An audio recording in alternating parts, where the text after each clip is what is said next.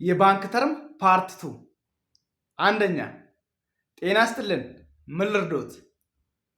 በአፋን ኦሮሞ ነጋ ጅርቱ ማሊ ሲንገርጋር ነጋ ጅርቱ ማሊ ሲንገርጋር። ሁለተኛ ብር ወጪ ማድረግ ፈልጌ ነበር። ቀርሺ ባሲጎቹ በርባዴን ቀርሺ ባሲጎቹ በርባዴን።